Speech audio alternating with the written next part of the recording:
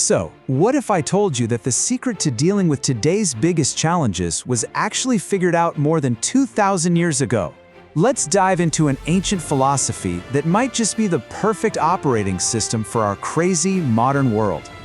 And let's really think about this for a second.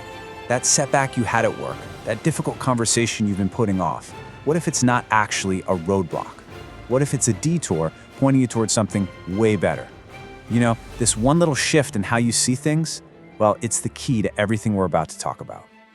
And that key? It's Stoicism. And no, this isn't some dusty, boring philosophy class. Think of it as a practical toolkit for resilience. It's for when you're stuck in traffic, just fuming. It's for when some negative comment online tries to wreck your day. It's basically an ancient superpower built for the modern world.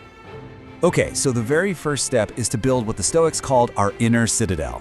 Just imagine an internal fortress of calm and reason, one that absolutely cannot be shaken by all the chaos happening on the outside, because really, your true power is over your mind, not what's going on around you.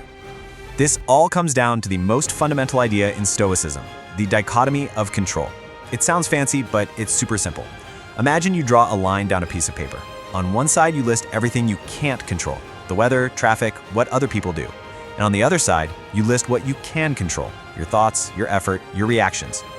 The Stoics knew that almost all our stress comes from trying to control things on the wrong side of that line. The philosopher Epictetus just nailed it with this one. See, the event itself is neutral. A traffic jam is just a bunch of cars. A mean comment is just some words on a screen. The power, the meaning, the pain, or the peace, all of that comes from how we choose to react. Let's make this really practical. On the one hand, you've got the typical reactive response, stress, frustration, blaming someone else. But on the other hand, you have the trained Stoic response, acceptance, a pivot to action, and asking, okay, what can I learn from this? The event is exactly the same. The outcome for you is worlds apart. Now, controlling our reactions, that takes self-discipline. We tend to think freedom is just doing whatever we feel like, but the Stoics saw it differently. They said real freedom is when you're the master of yourself, not a slave to every little mood swing or impulse. It's that discipline that actually sets you free.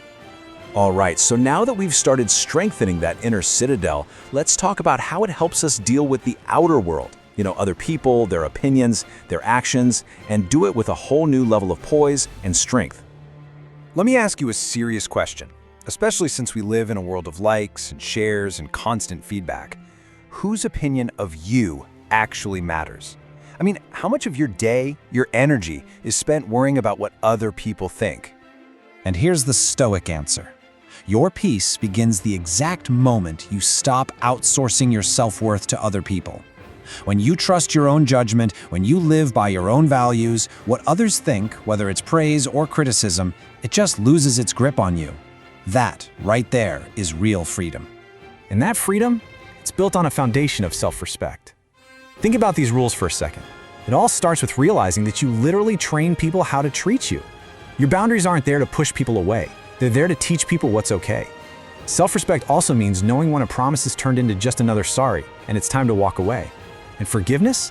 Oh, that's not for them. That's for you, to free yourself. But maybe the biggest one of all is being willing to be disliked for doing what's right. Man, that gives you so much freedom. You know, when it comes to dealing with other people, Stoicism teaches a really tough but necessary lesson. You have to accept reality. Believe people's actions, not just their words. Patterns don't lie. You just can't waste your precious energy trying to paint someone into the person you wish they were. See them for who they are. That's the only sane way forward. Okay, so we've covered our inner world and how we deal with others. Now let's zoom all the way out to the biggest picture there is, how to embrace life's path with all of its unpredictable twists and turns. The Stoics give us this incredibly powerful way to reframe things. So instead of asking, why is this happening to me, we can ask, what is this trying to teach me? And just like that, every single challenge becomes a test of your character, a chance to practice courage or patience or wisdom. The Roman Emperor Marcus Aurelius said it perfectly. The obstacle isn't blocking the path. The obstacle is the path.